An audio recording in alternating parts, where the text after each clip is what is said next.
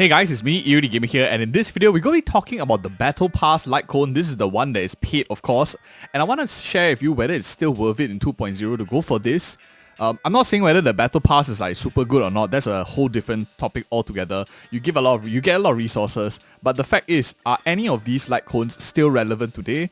And is there anyone that is significantly better than the others? In fact, will you go like super imposition 5 on one of them? The answer is actually yes, but I want to share with you one thing out of all of them. For those of you who see like this is just like a purple color 4 stars, they are actually 4.5 stars. Let me just show you the stats in the data bank over here. If we go to a very simple one, for example, let's go to a Destruction Lightcone, for example. If you go to any of the other 4 stars, you see that the attack is like 476. You go under Blue Sky, you see also at 476. But if I go to the Signature Lightcone one here, you see that the stats are 529 attack. So it's not truly a 4 star. In fact, if I go onto the Fall of an Aeon, you can see that the 4-star Battle Pass Lightcone is actually equivalent of a 5-star stats on the Fall of an Aeon. Is it because this is on the Fall of Aeon is weak, or whether the Battle Pass is strong? I'll leave that decision to yours. But anyway, of course, signature 5-star Lightcones have much higher stats. Like this is like 582. In terms of base stats, they are definitely like a 4.5 star, all of the Battle Pass Lightcones. And out of all of them, I think I do have a favorite. And you know we don't waste time on this channel, so let's go ahead and tell you which one exactly I like the best. Now let me just get this up. I think out of all of them, the clear standout winner, and I'll let you guess first before I slowly make my announcement, it's probably definitely going to be the Erudition Lightcone. This is super versatile. I would probably get this all the way up to S5, and in fact, since I've been playing for quite a while now, since the first day, I've gotten all of them. But thereafter, like any super impositions I get, I'm actually getting a Peaceful Day. And why this is so good is it's very general, useful, where you can have at max damage increase the wearer's damage based on their max energy. And this one isn't on their burst, this one isn't on their basic attack or skill, it's generally everything is just increased. Everyone has energy, except maybe a couple of characters, but they're not Erudition, so for now it doesn't matter. Up to 160, so that's a massive amount. If you go all the way to Super Imposition 5, I think this is like 0.4%. Let me just get into the data bank real quick. If I am not wrong, I think at max Super Imposition for this Erudition Lightcone, it goes all the way up to 0.4. Yeah, so 0.4 per energy up to 160 energy. That's like, I don't know, 64? Is it around there? Math is failing me early in the morning. But thereabouts, like 60% damage increase for a Super Imposition 5 Lightcone. Or granted, it's like quite expensive, you need quite a long time to get it, but if you have additional copies, I think this is definitely the best choice. The other options available, like the day the Cosmos fell, you not only get much lesser base stats, like 10% less, crit damage 40% is okay, but it's conditional, as some of you have pointed out. Genius Repose, of course, a lot of people use this nowadays in the Pure Fiction event mode. When you defeat an enemy, you gain additional crit damage and attack, but again, it's conditional. You have to defeat an enemy and you get slightly less base stats. So it is competitive, but at the end of the day, today is another Peaceful Day. It's like unconditional. Everything you get a buff on. Doesn't really matter whether you're running a break effect build, whether you're running a crit damage build, crit build. Both of them work also. For today is another Peaceful Day, especially where you don't like maybe build crit, you can still use damage percent in that sense too. So that is my thoughts on the first one. The others that I think are very useful, I will lump them up together. There's like the other 4 are useful and then the rest are kind of useless. So I'll talk about the useful ones first. Carve the Moon, Weave the Cloud definitely is quite good. If you are playing with a character that can utilize, like a team that utilize attack, crit damage and energy restoration rate. Attack, crit damage, attack and energy restoration rate is like quite easy for most characters to use. The hard part is crit damage. If you're playing in, for example, a DOT team, this is useless. Crit damage is going to be useless totally. But other than that, this is actually a pretty generally good Lightcone to use. At Super Imposition 5, is it worth it? I don't really think so. You get a nice 12% energy buff here, which is more than Bronya's standard Lightcone. But it is still RNG, and 20% attack is not very, very significant in total. I think this is good to just have one if you're looking for another Harmony Lightcone to spare to buff your entire team. But I don't think it's like the best Lightcone out of all them. I'm just mentioning second because Harmony is generally more popular than the others. Next up, we have Preservation. This is me. This is actually a pretty interesting one because it actually turns your defense units to be an offensive unit. Increases the wearer's defense by 16%, increases the damage of the ultimate by 60% of the wearer's defense. Now this has kind of been a bit triumphed or fighting closely with this one here.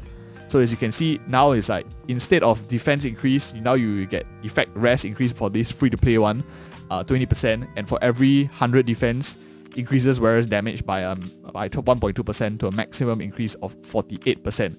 So this is also like quite massive. So I guess the other one, this is me, starts to cap off much better when I guess you are after like 3k, 4k HP. But I'm sure the multipliers for this one sound a lot better, especially a higher super imposition if you're going for. I just like this one because it was the only defensive offensive light cone that we could make use of. But now Destiny's Threats for Woven is also pretty good, so you can go that angle if you're looking for a similar light cone that's offensive. So we have 1, 2, 3. Now let's go for the Hunt. This one I think is like super underrated. Like I hardly hear anyone talking about it, but in fact this is like one of my favorite light cones for the battle pass, other than the Erudition one. The reason for that is this turns your Hunt character into a Dispeller, Stripper, whatever you call it. After you crit, basically you dispel one buff on an enemy target. Hunt characters generally have many instances of damage, so the chance of them critting is high. Plus, you get a lot of these to prop these chances of like this 16% to dispel one buff on target, which means that they could be easily the best dispeller in the game, because every time they attack, for example, you have a follow-up attacker, each time you attack, you just dispel one buff. It's going to be very massive. And you don't even need super imposition 5 because it's just a simple crit rate increase and a higher probability of dispelling a buff, which is okay, critical I guess if you have important stages, but it's still RNG after all. So Return to Darkness, super underrated. Characters that can use this, I think, is like Topaz will use this really well. And next up, let's move on to... Okay, I think I'm like more or less done with all the useful stuff already.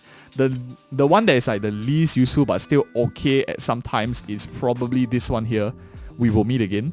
It's not useless because when you deal basic attack or skill, you still gain additional damage. So it's like additional damage output. You gain like a 4.5 star stats on a nihility character. I wouldn't say it's terrible, but I have never used this before, and I'll probably will never use this until we maybe screw him when he comes out. If he's nihility, he might be able to use it, but who knows. The other tool I feel is kind of useless, and I'll start off with the Abundance Light Cone here. If I were you, I wouldn't really want to pick this up. Firstly, Abundance characters, you don't really care too much about the stats anyway. They are already so chunky. They don't really need the additional like 4.5 star base stats. So you take that already out of the equation. Secondly, this is like kind of atrocious. So not only do you have even more HP for your already tanky character, but when you use a basic attack or skill, which generally they do all the time, you restore all HP equivalent to like 2% of their respective max HP, which means if you're restoring Zealous HP, who has 3k, 2% of that is like what, 60 HP with a 1 basic attack and skill. Sure, you could argue it's like something, but if you're already an Abundance character, you probably will be topping everyone up quite well. Unless, for example, maybe a future character might be not good at sustaining the team, maybe does more damage than Abundance. Like, I could see maybe it's going to be a bit more useful for Warm, shorten the Cold Knights. But for now, as of 2.0, time of recording before any live stream information, I can't really recommend Warm shortens the Cold Knights, to be really honest. And the last one I have here is Destruction Light Cone, Nowhere to Run. I might be missing something. Let me know in my comments below if you guys think so, but I think this is absolutely dog shit. Increases the wearer's attack by 24%. Yeah, attack is very easily found, and whenever the wearer defeats an enemy, they restore HP equal to 12% of attack. This is freaking conditional. Like, in order to defeat an enemy, they have to be either very squishy, and yeah, sure, it's nice, you can like full heal if you kill like a mob of squishies and stuff. Might be good, I guess, if you are in pure fiction, you have no sustain, you run like 4 destruction DPS and everyone using Nowhere to Run, then someone heals up, I guess. But I don't really think this is super useful as of right now in the meta that we currently have. But in future, maybe if we turn to a no sustain meta, and for some reason characters that have like lifesteal and stuff, this could be interesting to help like push you up to the bracket. But for now, I don't think it's like very useful. In fact, there are other ones that are going to be like more useful. Of course, Clara's one is like a lot better, but then again, it's a 5 star. You might as well just like run any others that you have and then just slap on, for example. Maybe this one, the new Flames Afar. This probably is a pretty good one. Some of you have actually mentioned that this is also quite usable for Blade, because Blade's enhanced skill, he's using his skill to enhance his basic attack, sets 30%, so you only get a downtime of like 1 turn for this damage increase, and immediately heals like him of some HP as well. So could be interesting. to use Flames of Fire instead nowadays. But yeah, that is my thoughts on the Battle Pass Lightcone. Overall, I'm not trying to say the Battle Pass is worthless. I still buy it because I need the resources that it gives. This is a ton of help. But if you guys are a free-to-play player or maybe a small spender, I'm thinking whether you are willing to fork out the money. Really, what you're going for is the resources. This Battle Pass on the side is like a nice bonus to have, especially the Erudition Lightcone is probably my favorite. And yeah, that's my thoughts on the Battle Pass. Let me know your comments in the comment section below, and check out our other videos that we have for other Lightcones in the game too. Thank you guys so much for watching, and see you in the next video.